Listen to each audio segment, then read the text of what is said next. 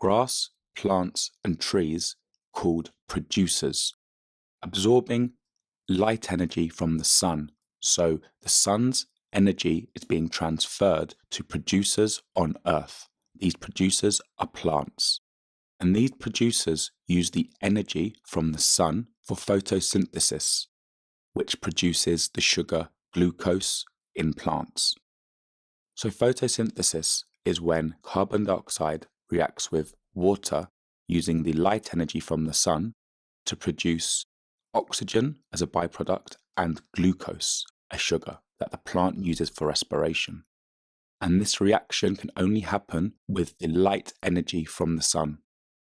The next stage of a food chain is when a primary consumer will eat the producer.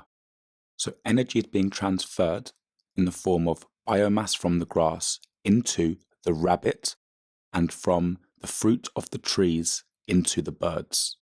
So the energy stored in the biomass is being transferred from the producer to the primary consumer.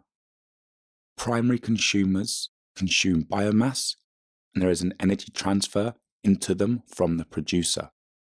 The next transfer of biomass occurs between the primary consumer to the secondary consumer, whereby there is an energy transfer from the primary consumer into the secondary consumer when the secondary consumer eats the primary consumer.